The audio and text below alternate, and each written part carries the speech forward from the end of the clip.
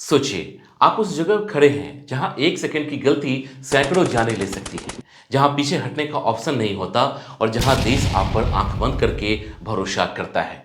यही वो जगह है जहां ब्लैक ड्रेस में खड़े होते हैं एनएसजी कमांडोज, जिन्हें दुनिया ब्लैक कैट कमांडो के नाम से जानती है। हेलो फ्रेंड्स, मैं हूं सुदर्शन प्रकाश और आप देख रहे हैं यूट्यूब चैनल गुरु चिकित्सक। आज की इस वीडियो में हम किसी अफवाह, किसी मूवी सीन या किसी फेक मोटिवेशन की बात नहीं करेंगे। आज हम बिल्कुल ग्राउंड रियलिटी पर बात करेंगे कि एनएसजी कमांडो कैसे बनते हैं, ब्लैक कैट कमांडो बनने का पूरा प्रोसेस क्या होता है, एलिजिबिलिटी क्या है, ट्रेनिंग कितनी खतरनाक होती है, सिलेक्शन कितना टफ है और सबसे जरूरी बात, क्या ये रास्ता सच में आपके लिए बना है या नहीं। सबसे पहले एक बात बिल्कुल साफ समझ लीजिए, एनएसजी कोई ऐसा फोर्स नहीं है जिसमें आप सीधे फॉर्म भरकर अप्लाई कर दें। एनएसजी यानी नेशनल सिक्योरिटी गार्ड एक एलाइड फोर्स है और यहाँ एंट्री सिर्फ और सिर्फ ऑलरेडी ट्रेंड फोर्स से होती है। इसका मतलब यह हुआ कि एनएसजी कमांडो बनने से पहले आपको पहले किसी दूसरी आर्म फोर्स का हिस्सा बनना ही पड़ेगा। अब समझते हैं एनएसजी आखिर है क्या। एनएसजी को इंडिया में बनाया गया था टेररिज्म, हाईजैकिंग, होस्टेज रेस्क्यू और high risk anti terror operation के लिए। जब सिचुएशन पूरी तरह आउट ऑफ कंट्रोल हो जाती है, जब स्टेट पुलिस या नॉर्मल फोर्स के बस की बात नहीं रहती, तब कॉल जाता है एनएसजी को। इसलिए इन कमांडोज को बेस्ट ऑफ द बेस्ट माना जाता है। अब आते हैं सबसे इंपॉर्टेंट सवाल पर, एनएसजी कमांडो बनने का रास्ता क्या है। दोस्तों, एनएसजी में दो तरह के लोग जाते हैं। पहला ग्रुप होता है इंडियन आर्मी से और दूसरा ग्रुप होता है सेंट्रल आर्म पुलिस फोर्स यानी सीएपीएफ से, जैसे सीआरपीएफ, बीएसएफ, आईटीबीपी वगैरह। अगर आप इंडियन आर्मी में हैं, खासकर इन्फेंट्री या कॉम्बैट आर्म से, तो आपके चांसेस ज़्यादा स्ट्रांग माने जाते हैं। अगर आप सीएपीएफ से हैं तो भी मौका मिलता है, लेकिन सिलेक्शन रेशियो बहुत कम होता है। अब बात करते हैं एलिजिबिलिटी की। एनएसजी के लिए कोई अलग एज फॉर्म नहीं निकलता, लेकिन आमतौर पर कैंडिडेट्स की एज 25 से 35 साल के बीच होती है। Height, weight, chest, medical fitness बिल्कुल टॉप लेवल की चाहिए। Eyesight, stamina, mental stress सब कुछ एक्सट्रीम लेवल पर चेक होता है। यहाँ एवरेज बॉडी वाला कैंडिडेट नहीं टिक पाता। अब आता है सिलेक्शन प्रोसेस और यहीं से असली खेल शुरू होता है। सिलेक्शन इतना टफ होता है कि कहा जाता है 100 में से मुश्किल से 10 से 15 लोग ही फाइनल ट्रेनिंग तक पहुंच पाते हैं। सबसे पहले फिजिकल टेस्ट होते हैं, जिनमें long distance running, sprint, pushup, pullups, rope climbing, obstacle course शामिल होता है। यहाँ कोई टाइम एक्सटेंड नहीं होता, कोई एक्सक्यूज नहीं चलता। फेल मतलब सीधा बाहर।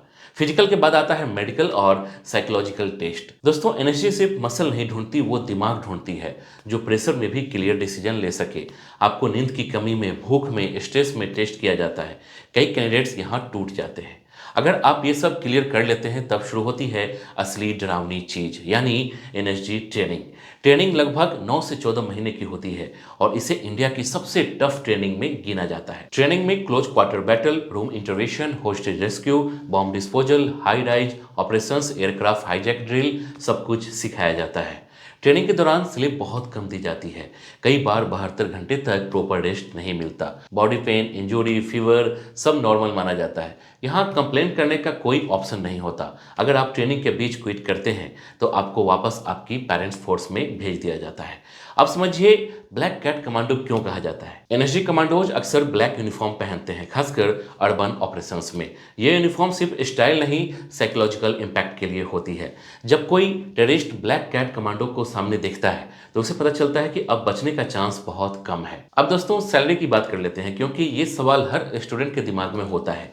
एनएसजी कमांडो की सैलरी उसकी पेरेंट फोर्स के हिसाब से होती है, लेकिन स्पेशल अलाउंसेस के कारण पे काफ़ी अच्छी हो जाती है। Risk allowance, special duty allowance और कई हिडन बेनिफिट्स मिलते हैं। लेकिन दोस्तों, यहाँ पैसा कभी भी प्राइमरी मोटिवेशन नहीं हो सकता। अगर आप सिर्फ सैलरी के लिए एनएसजी का सपना देख रहे हैं तो आप बीच में ही टूट जाएंगे। अब एक बहुत इंपॉर्टेंट बात जो कोई खुलकर नहीं बताता, एनएसजी में परमानेंट जॉब नहीं होती, डेपुटेशन होती है। मतलब आप कुछ साल एनएसजी में सर्विस करते हैं, फिर वापस अपनी ओरिजिनल फोर्स में लौट जाते हैं। एनएसजी एक असाइनमेंट्स है, कोई लाइफ टाइम पोस्टिंग नहीं। अब सवाल आता है, क्या हर कोई एनएसजी कमांडो बन सकता है? जवाब है नहीं, और ये बात एक्सेप्ट करना जरूरी है। अगर आपको डिसिप्लिन पसंद नहीं, अगर आपको आदेश मानने में प्रॉब्लम है, अगर आपको कंफर्ट जोन छोड़ने में डर लगता है, तो एनएसजी आपके लिए नहीं है। यहाँ ईगो नहीं चलता, एटीट्यूड नहीं चलता, सिर्फ मिशन चलता है। अगर आप स्टूडेंट हैं और आज ये वीडियो देख रहे हैं, तो आपके लिए डायरेक्ट रास्ता ये है कि पहले आर्मी या सीएपीएफ में सिलेक्शन लें। उसके लिए रिटेन एग्जाम, फिजिकल, मेडिकल सब क्लियर करें।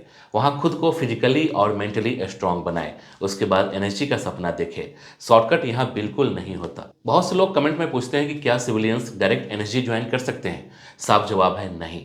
एनर्जी एक सेकेंड लाइन एलाइड फोर्स है, यहाँ डायरेक्ट रिक्रूटमेंट नहीं होती। जो भी यूट्यूब पर ऐसा दावा करे उससे दूर रहिए।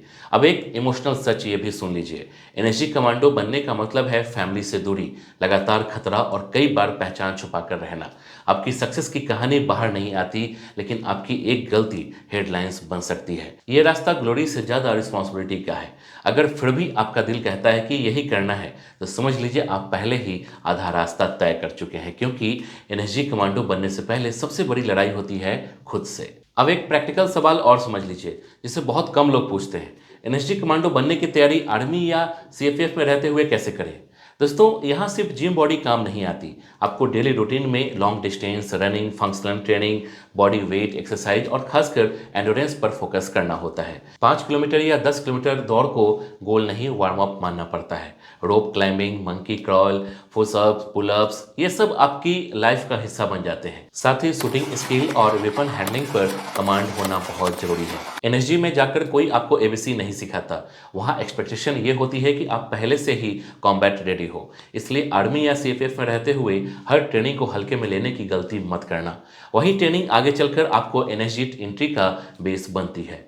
मेंटल प्रिपरेशन भी उतना ही जरूरी है। दोस्तों, एनर्जी में डर को खत्म नहीं किया जाता, डर को कंट्रोल करना सिखाया जाता है। हाइट से कूदना, बंद कमरे में एंट्री करना, लो विजिबिलिटी में ऑपरेशन करना, ये सब नेचुरल नहीं होता। इसे बार बार प्रैक्टिस से ही कंट्रोल किया जाता है।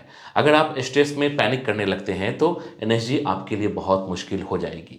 एक और कड़वा सच सुन लीजिए, एनर्जी कमांडो बनने के बाद भी आपको मेडल, फेम या इंटरव्यू मिलने की गारंटी नहीं होती। कई ऑपरेशंस ऐसे होते हैं जिनके बारे में देश को कभी पता ही नहीं चलता। यहाँ हीरो बनने से पहले आपको साइलेंट सोल्जर बनना सीखना पड़ता है, और यही एनर्जी कमांडो की असली पहचान है। नाम नहीं, चेहरा नहीं, बस रिजल्ट। अगर आप उस मेंटलिटी के साथ जी सकते हैं जहां आपकी पहचान से ज़्यादा देश की सिक्योरिटी इंपॉर्टेंट है, तभी इस रास्ते पर आगे बढ़िए। दोस्तों, याद रखिए, एनर्जी कमांडो बनना कोई अचानक लिया गया फैसला नहीं होता। ये सालों की डिसिप्लिन, सेक्रीफाइस और सेल्फ कंट्रोल का रिजल्ट होता है। अगर आज आपने ये वीडियो देखकर सिर्फ एक्साइटमेंट महसूस की है, तो कल से एक्शन भी शुरू कीजिए, क्योंकि एनर्जी का सपना देखने वाले बहुत होते हैं, लेकिन ब्लैक कैट यूनिफॉर्म पहनने वाले बहुत कम। अब अंत में एक सीधी बात दोस्तों, देश को हर दिन ऐसे लोग चाहिए जो बोलने से ज़्यादा करने में भरोसा रखते हो। अगर आप उनमें से एक बनना चाहते हैं तो आज से ही डिसिप्लिन, फिटनेस और पेशेंस पर काम शुरू कर दीजिए। अगर आपको ये वीडियो डायरेक्शन देने वाली लगी हो तो लाइक जरूर कीजिए, शेयर करिए उन लोगों के साथ जो आर्म फोर्स का सपना देखते हैं, और चैनल को सब्सक्राइब करिए, क्योंकि यहाँ बातें हवा में नहीं, ग्राउंड रियलिटी पर होती है। मिलते हैं अगले वीडियो में एक और सच्चे टॉपिक के साथ। जय हिंद।